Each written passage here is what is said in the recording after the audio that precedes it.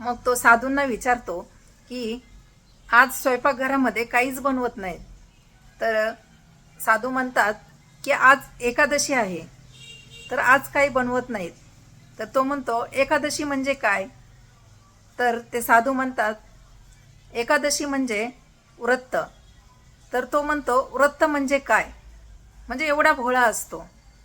आणि ते साधू सांगतात म्हणजे आज उपवास, आज काही खायचं नाही आजच्या दिवस, असं ते म्हणतात. त्यावेळेस तो दुसऱ्या गुरुजींकडे पळत पळत जातो आणि गुरुजींना सांगतो, गुरुजी गुरुजी, आज ना एकादशी नावाची कोणतरी बहीण आलेली आहे आणि ती सांगते की आज काहीच खायचं नाही. त्यावेळेस गुरुजी म्हणतात मग तुझी काय अडचण आहे? तर तो म्हणतो गुरुजी गुरुजी, जर मी उपाशी राहिलो तर माझं काही खरं नाही, मी मरून जाईल. तर गुरुजी म्हणतात एक दिवस तरी उपाशी राहा.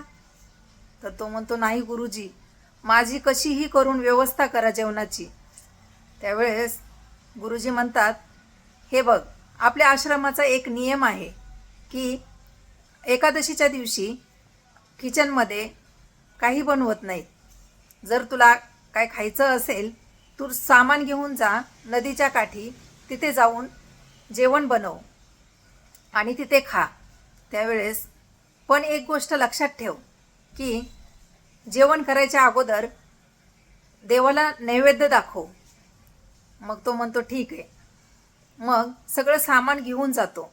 नदीच्या काठी गेल्यानंतर लाकडं गोळा करतो, चूल बनवतो आणि मग स्वयंपाक बनवतो. म्हणजे 5-6 भाकरी बनवतो जाड जाड अशा. आणि मग जेवायचा टाईम झाल्यानंतर मग त्याला आठवण येते की गुरुजींनी सांगितलंय की अगोदर नैवेद्य दाखवायचा आणि नंतर जेवायचं. मग तो देवांना आवाज देतो. त्याला माहीत नसतं पूजा काय असते, देव येतात जेवायला, हे काही माहीत नसतं. फक्त एवढं माहीत होतं की गुरुजी पूजा करतात. मग देवांना आवाज देतो. त्यावेळेस देव काही येत नाहीत. आणि मग तो म्हणतो हां, मला माहिती आहे तुम्ही आहे ना काय येत नाही आहे, कारण आश्रमामध्ये जेवण खूप चांगलं असतं आणि इथं आज मी एकदम कोरडं जेवण केलं आहे, त्यामुळे तुम्ही येत नाही.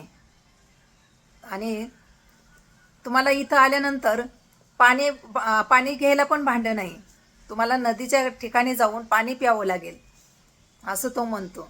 मग त्याचा हा भोळेपणा, साधेपणा देव ऐकतात.